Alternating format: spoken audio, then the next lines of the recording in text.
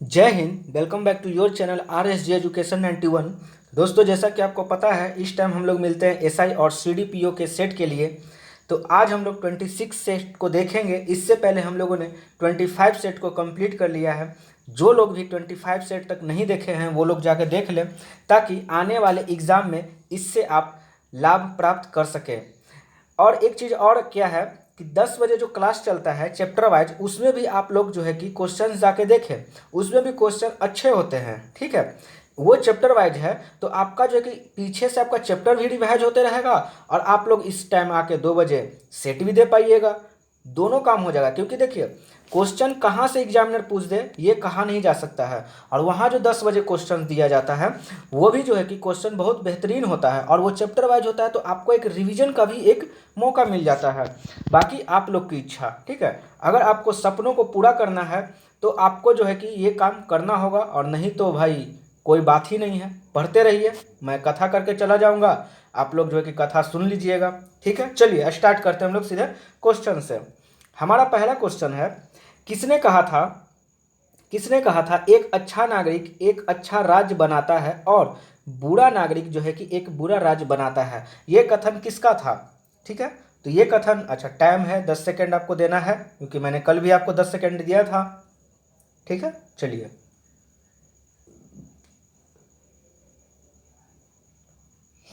चलिए 10 सेकंड आपका पूरा हो गया दोस्तों। यहाँ हमारा आंसर हो जाएगा ऑप्शन नंबर बी, अरस्तु। अरस्तु ने यह बात बोला था कि एक अच्छा नागरिक जो है कि अच्छा राज बनाता है और बुरा नागरिक जो है कि बुरा राज बनाता है। ये हम लोग के समाज में भी ये चीज़ देखा जाता है, ठीक है।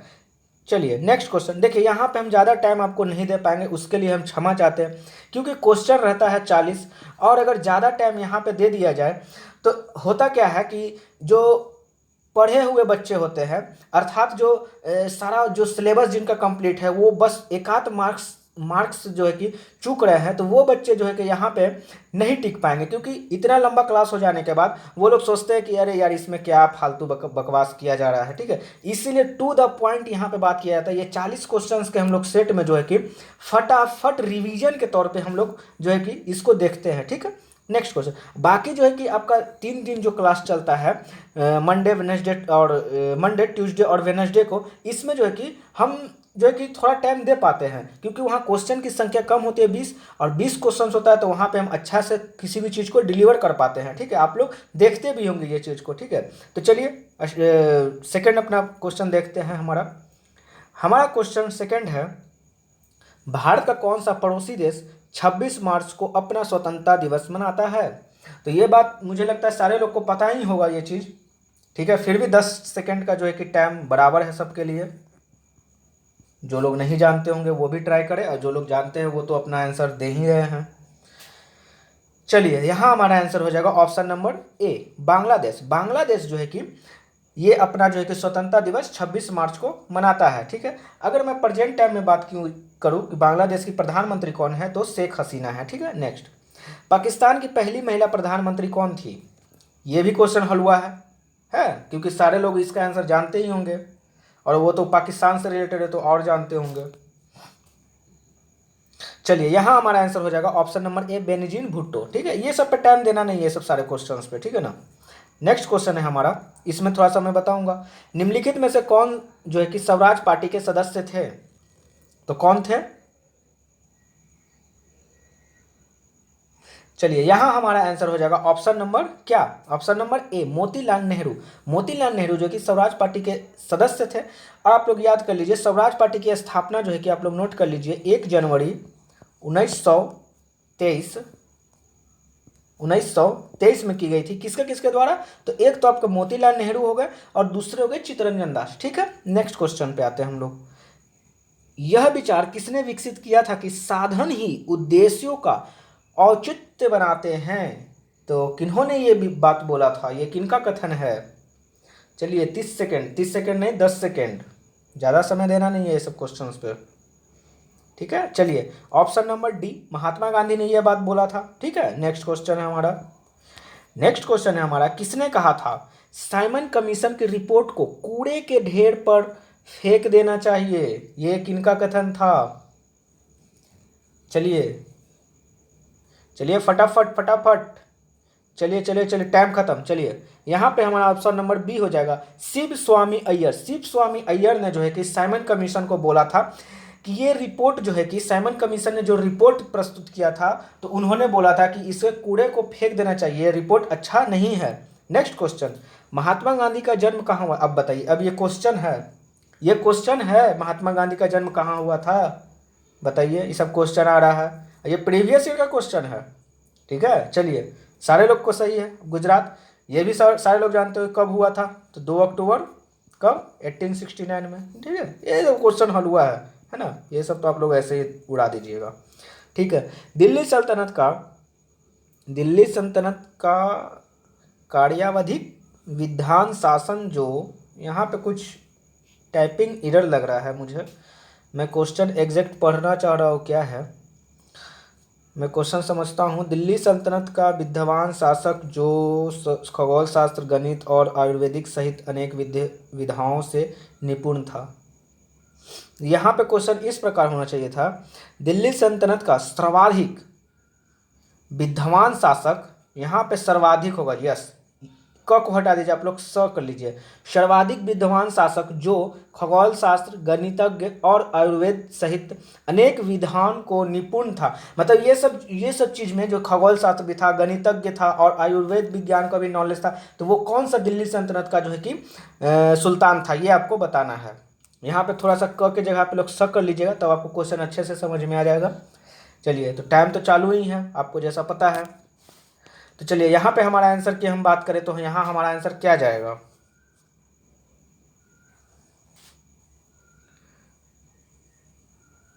हो गया। यहाँ पे हमारा आंसर ऑप्शन नंबर सी जाएगा, मोहम्मद बिन तुगलक। मोहम्मद बिन तुगलक के बारे में कहा जाता है कि ये क्योंकि ये बहुत ही मतलब पढ़ा लिखा आदमी था, ठीक है, ये बहुत चीज़ का ज्ञाता था, ठीक है।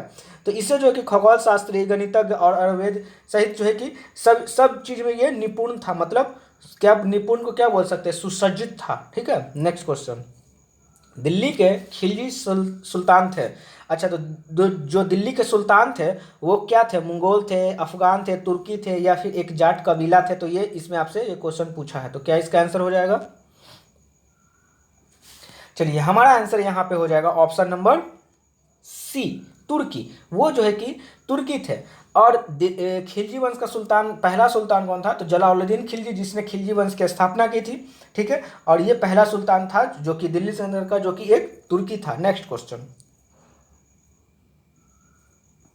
क्वेश्चन है हमारा, अमुक्तमाल्याद किसकी रचना है? तो आपको बताना है ये रचना जो है कि किनकी है। तो चलिए, यहाँ पे हमारा आंसर सही, कृष्णदेव राय। कृष्णदेव राय की ये अमुक्तमाल्याद जो है कि रचना है, और ये तेलुगु भाषा में लिखी गई है, ठीक है। नेक्स्ट क्वेश्चन, नेक्स्ट है हमारा, भारत का कौन सा क्षेत्र एक समय अवंतिका के नाम से जाना जाता था? चलिए, तो अभी वर्तमान में मालवा, ठीक है। तो भारत का जो है कि मालवा क्षेत्र जो है कि अवंतिका के नाम से जाना जाता था, ठीक है। नेक्स्ट क्वेश्चन है हमारा, निम्नलिखित में से किस वेद में जादू, चमत्कार और मंत्र दिया गया है? अब बताइए, ये क्वेश्चन है, ये क्वेश्चन है, क्वेश्चन नहीं है ये एक नंबर है। चलिए, निकलिए आगे, निकलिए, ठीक है। नेक्स्ट क्वेश्चन, महावीर की माता कौन है? अब लीजिए आगे एक और क्वेश्चन, ये सब क्वेश्चन नहीं, एक नंबर है, ठीक है। चलिए, नेक्स्ट हम लोग आते हैं, भारत का संविधान सभा संवैधानिक सलाहकार कौन था? ये भी क्वेश्चन नहीं है भाई, ये क्वेश्चन है ही नहीं, इसको हम एक नंबर मानते हैं, ठीक है, कि ये मेरा एक नंबर है, ठीक है। चलिए, यहाँ हमारा आंसर हो जाएगा VN राव, ठीक है। नेक्स्ट की बात करें तो नेक्स्ट है हमारा, स्वतंत्र भारत के लोकसभा का पहला अध्यक्ष कौन था? ये भी क्वेश्चन नहीं है, ये सब क्वेश्चन है ही नहीं, हम इसको क्वेश्चन नहीं मानते, क्योंकि हम इसको एक नंबर मानते हैं, ठीक है, क्योंकि ये सारे लोग को पता है ये सब चीज़, ठीक है। चलिए, नेक्स्ट है हमारा, अब बताइए, ये भी क्वेश्चन नहीं है, ये क्या क्वेश्चन है? क्वेश्चन नहीं है, ये एक नंबर है, ठीक है। यहाँ पे अब अच्छा, अब एक चीज़ यहाँ पे आप लोग बताइएगा, ठीक है, ये क्वेश्चन नहीं है, लेकिन अब मैं जो पूछने जा रहा हूँ ये आप लोग कमेंट बॉक्स में इसका आंसर दीजिएगा। आंसर आपको ये देना है कि जो मूल कर्तव्य है, तो मूल कर्तव्य को जो है कि किसके सिफारिश पे लाया गया था, ठीक है, किसके सिफारिश पे लाया गया था मूल कर्तव्य को। और ये जो 11वां जोड़ा गया है ये मैं बता दे रहा हूँ 6 से 14 वर्ष के बच्चों के पढ़ाई से संबंधित है कि माता पिता का कर्तव्य है कि 6 से 14 वर्ष के बच्चों को जो है कि अनिवार्य शिक्षा देना है। तो आपको कमेंट बॉक्स में आंसर देना है कि ये कितने संविधान संशोधन के द्वारा किया गया, 6 से 14, ठीक है।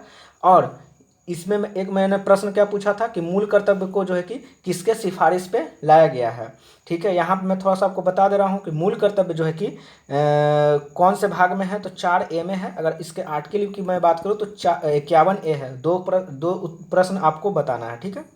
नेक्स्ट, जनता दल के शासनकाल के दौरान भारत के राष्ट्रपति थे। चलिए यहाँ पे हमारा आंसर क्या हो जाएगा, option number B, Sanjeev Reddy, ठीक है। नेक्स्ट है, भारत के राष्ट्रपति को किसके द्वारा अपर्दश किया जाता है। अपर्दश मतलब हटाया जाता है, ठीक है। तो किसके द्वारा हटा सकते हैं, चलिए कौन इसको हटाएगा भारत के राष्ट्रपति को, ऑप्शन नंबर बी, ठीक है, संसद हटाएगा। लेकिन अभी तक जो है कि हमारे भारत में ऐसा हुआ नहीं है कि भारत के राष्ट्रपति को हटाया गया है, ठीक है। और इसको हटाने के बारे में संविधान में भी किसी प्रकार की कोई चर्चा नहीं है कि भारत के राष्ट्रपति को किस आधार पर हटाया जाए। किसी चीज़ को हटाने के लिए किसी चीज़ का आधार होना जरूरी है, तो ये आधार की बात कहीं भी संविधान में नहीं की गई है। लेकिन ऐसा जो है कि जज लोग का कहना है कि अगर संविधान के किसी प्रकार का उल्लंघन करता है राष्ट्रपति तो ये संसद जो है कि इसको उनके पद से हटा सकती है। लेकिन उल्लंघन किस प्रकार का होगा इसकी भी चर्चा जो है कि कोर्ट ने नहीं बोला है, ठीक है। और अभी तक हमारे भारत में भी ऐसा नहीं हुआ है, ठीक है। नेक्स्ट है, भारत के प्रथम उप प्रधानमंत्री कौन थे। तो यहाँ आंसर क्या हो जाएगा, चलिए ये भी क्वेश्चन नहीं है, ये 1 नंबर है, ठीक है।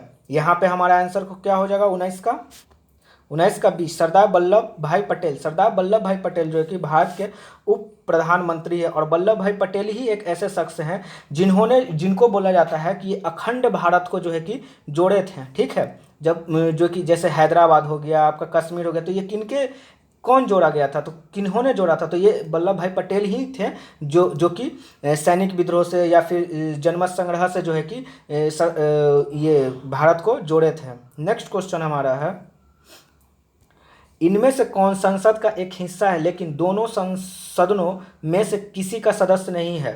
तो आपको आंसर देना है ये चारों ऑप्शन में से कौन से ऐसे पर्सन हैं जो कि संसद के तो सदस्य हैं, हिस्सा हैं, सॉरी सदस्य नहीं है, हिस्सा हैं, लेकिन ये जो है कि सदन के जो है कि सदस्य नहीं हैं। तो कौन हो जाएंगे, सही आंसर आप लोग का बिल्कुल सही है, ऑप्शन नंबर डी, भारत के राष्ट्रपति। भारत के राष्ट्रपति तो इसके हिस्सा होते हैं लेकिन इसके सदस्य नहीं होते हैं, ठीक है। नेक्स्ट क्वेश्चन है हमारा, निम्नलिखित में से कौन भारत के राष्ट्रपति के रूप में निर्विरोध चुने गए हैं। ये भी क्वेश्चन नहीं है, ये 1 नंबर है, ठीक है। तो यह हमारा आंसर हो जाएगा ऑप्शन नंबर ए, बी, नीलम संजीव रेड्डी जो है कि ऐसे राष्ट्रपति हुए जो कि निर्विरोध चुने गए। निर्विरोध का कहने का मतलब है कि इनके विरोध में कोई कैंडिडेट खड़ा नहीं हुआ। जैसे एक तरफ नीलम संजीव रेड्डी हैं लेकिन एक तरफ जो है कि कोई जो है कि इनके विपक्ष में खड़ा नहीं हुआ, तो ये निर्विरोध चुन लिए गए कि चलो भाई अब तो कोई कैंडिडेट है नहीं, तो अब यही हो गए राष्ट्रपति, ठीक है। नेक्स्ट है हमारे संविधान में आर्थिक नियोजन शामिल है।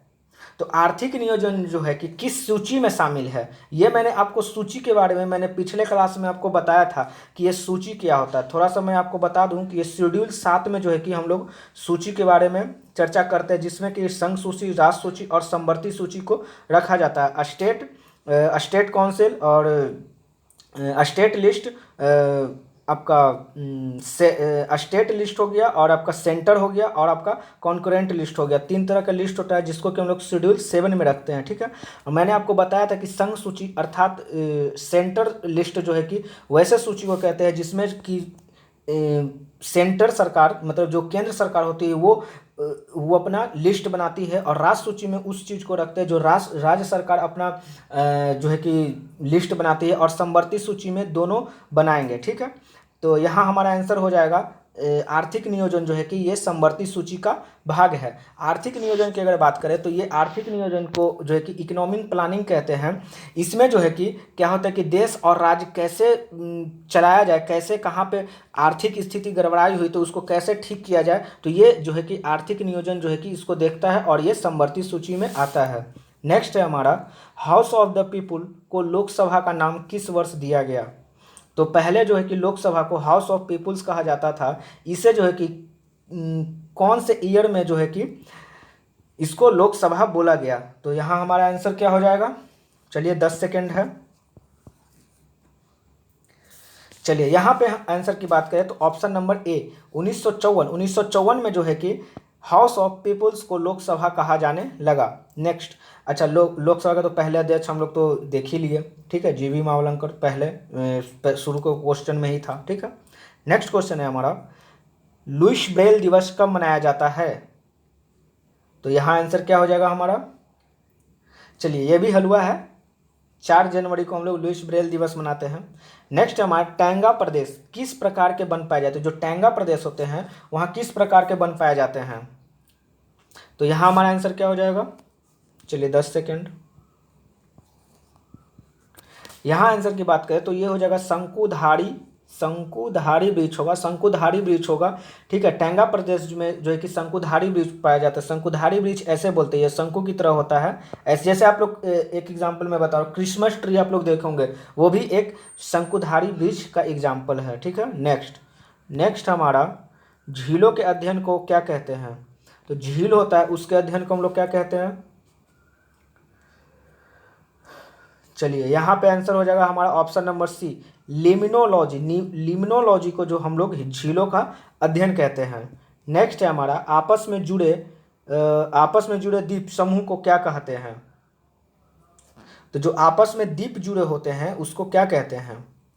तो यहाँ पे आंसर हो जाएगा आर्कीपिलागो। आर्कीपिलागो को जो है कि आपस में जुड़ा हुआ द्वीप कहते हैं। नेक्स्ट क्वेश्चन है, निम्न में से प्राकृतिक आपदा का उदाहरण है? तो प्राकृतिक आपदा जो होती है इसका क्या उदाहरण है? ज्वालामुखी है, बाढ़ है, सुनामी है कि या सभी है? तो यहाँ हमारा आंसर क्या हो जाएगा? चलिए यहाँ हमारा आंसर हो जाएगा ऑप्शन नंबर डी, ये सभी जो है कि प्राकृतिक आपदा के एक उदाहरण है। नेक्स्ट है हमारा, प्रोटोलॉजी किसका अध्ययन है? तो प्रोटोलॉजी में किस चीज का हम लोग अध्ययन कहते हैं? तो प्रोटोलॉजी में हम लोग रॉक्स यानी चट्टान का अध्ययन करते हैं, ऑप्शन नंबर सी। नेक्स्ट है हमारा, जियोलॉजी शब्द किसने निर्मित किया था? तो जियोलॉजी शब्द के निर्माता कौन है? हम लोग जियोलॉजी तो पढ़ते हैं लेकिन जियोलॉजी शब्द के निर्माता के बारे में हम लोग को नहीं पता रहता है कि जियोलॉजी शब्द के निर्माता कौन है। तो यहाँ पे अभी पता चल जाएगा। चलिए यहाँ पे आंसर हो जाएगा, हो गया। चलिए ऑप्शन नंबर बी, इरेटोस्थेनीज जो है कि जियोलॉजी शब्द के निर्माता हैं। भारत और नेपाल का संयुक्त नदी घाटी उद्गम क्या है? तो आप लोग को सारे लोग को पता है, कोसी के कारण ही हम लोग के यहाँ अक्सर बाढ़ की स्थिति देखी जाती है, ठीक है। किधर? तो उधर पूर्वी साइड में, उत्तर पूर्वी साइड में बाढ़ की स्थिति देखी जाती है कोसी कारण, ठीक है। और कोसी जो है कि कहाँ है? तो नेपाल से आती है, ठीक है। पोंग बांध का निर्माण निम्नलिखित में से किस नदी पर किया गया है? तो पोंग बांध का निर्माण किस नदी पर किया गया है? तो यहाँ हमारा आंसर हो जाएगा ऑप्शन नंबर सी, ब्यास नदी पर। ब्यास नदी पे हम लोग पोंग बांध का जो है कि निर्माण किया गया है। नेक्स्ट क्वेश्चन है, दूध के मथने से क्रीम को अलग हो जाने के कारण है? अच्छा, तो मतलब दूध से अगर हम क्रीम निकालते हैं तो ये किस बल के कारण निकालते हैं, ये क्वेश्चन हमसे पूछ रहा है। चलिए 10 सेकेंड।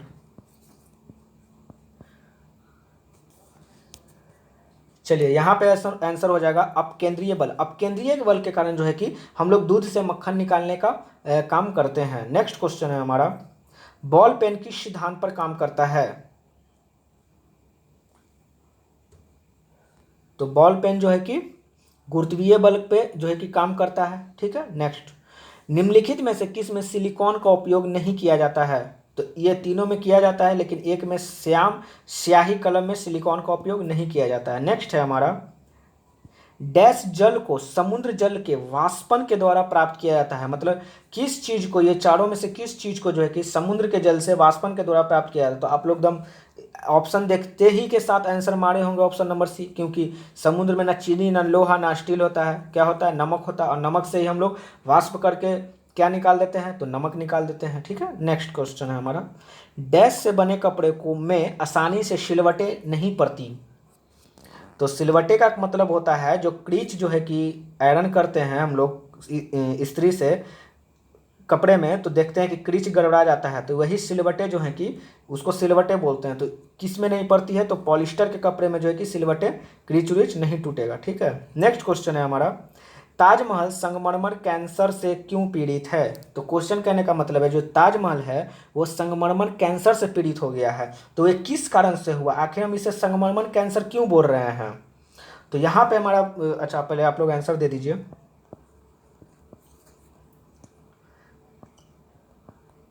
चलिए 10 सेकंड खत्म हो गया है। यहाँ हमारा आंसर क्या हो जाएगा, option number A sulphur dioxide. Sulphur dioxide के कारण जो है कि संगमरमर का रंग जो है कि पीला होते जा रहा है। हो रहा है ये कि कल कारखानों से जो है कि प्रदूषण निकलते जा रहा है, और वही प्रदूषण जो हमारा जो कि वातावरण में फैल रहा है, और जब वर्षा होती है तो यही वर्षा जो है कि एसिड के रूप में जो है कि गिरती है हमारे धरती पे। ठीक है, और इसीलिए कहा भी जाता है कि पहली वर्षा में स्नान नहीं करना चाहिए। कारण यही है क्योंकि अगर पहली वर्षा में आप स्नान करेंगे तो वो शुद्ध पानी नहीं होता है, वो क्या होता है, आपका गंदगी होता है। ठीक है, एसिडिक होता है। तो इसीलिए जो है कि वो हमारा ताजमहल सफ़ेद है, और उस पर जब एसिड गिर रहा है तो वहाँ पे वो जो है कि पीला होते जा रहा है। ठीक है, तो यही कहा गया है कि इसीलिए संगमरमर कैंसर इसको बोला गया है। ठीक है, क्योंकि ये कैंसर की भांति कैंसर भी होता है आदमी को, तो देखते हैं कि वो धीरे धीरे जो है कि उसका डिक्रीजिंग जो है कि चालू हो जाता है, वो कब जो है कि मर जाए कोई ठीक नहीं। तो वही कहा गया कि संगमरमर जो है कि संगमरमर कैंसर, ताजमहल जो है कि संगमरमर कैंसर को इसको एक संज्ञा दी गई है। नेक्स्ट क्वेश्चन है, एशियाई बैंक का मुख्यालय कहाँ है। तो यहाँ आंसर क्या हो जाएगा, यहाँ पे हमारा आंसर हो जाएगा ऑप्शन नंबर ए मनीला में। मनीला में एशियाई बैंक का हेडक्वार्टर है। लंदन में बात करें तो एमिनेस्टी इंटरनेशनल है, जेनेवा में बात करें तो गैट का है, और पेरिस में बात करें तो इंटरपोल का है। नेक्स्ट क्वेश्चन है हमारा, नेक्स्ट और लास्ट, निम्नलिखित में से कौन सा एक अनुवांशिकी विकार है। तो इसमें क्या होता है अनुवांशिकी विकार में, यहाँ पे आंसर हो जाएगा हमारा option number A down syndrome. Down syndrome एक बीमारी है जिसमें कि अनुवांशिकी ये विकार है, ये जेनेटिक चलते आता है, मतलब कि ये डाउन सिंड्रोम। ठीक है, इसमें क्या होता है कि देखे होंगे आप लोग कि कोई बहुत बड़ा हो जाता है लेकिन उसका दिमाग जो है कि उस तरीक़ा से विकसित नहीं हो पाता, तो इसी को हम लोग डाउन सिंड्रोम कहते हैं। तो चलिए इस प्रकार से हम लोगों ने टोटल 40 क्वेश्चंस को लगभग 25 मिनट में जो है कि देख लिया, 25 से 25 मिनट में देख लिया। ठीक है, तो अगर आपको ये सेशन अच्छा लगा है तो आप लोग लाइक करें, सब्सक्राइब करें और अपने दोस्तों को शेयर करें, ताकि ये चीज़ जो है कि औरों भी लोग को प्राप्त हो और ये भी उसका लाभ उठा पाएँ। ठीक है, तो चलिए धन्यवाद। और जो लोग अभी इस चैनल पे नए हैं वो इस चैनल को सब्सक्राइब कर लें और बेल आइकन को दबा दें, ताकि आने वाला किसी भी प्रकार का नोटिफिकेशन आप तक सबसे पहले पहुंच सके। और एक शिकायत आप लोग से ये है कि आप लोग वीडियो बहुत लोग देख लेते हैं लेकिन चैनल को सब्सक्राइब नहीं किए हैं, और लाइक भी बहुत कम लोग करते हैं। तो अगर अच्छा लगा तो प्लीज़ आप लोग लाइक कर दीजिए। ठीक है, और जो लोग चैनल को आते हैं, विजिट करते हैं और देख लेते हैं वीडियो, और वो सब्सक्राइब नहीं करते, तो यार सब्सक्राइब कर लो, क्या दिक्कत है, सब्सक्राइब करने में क्या जा रहा है, कुछ पैसा भी तो नहीं लग रहा है, केवल सब्सक्राइब कर लेना है।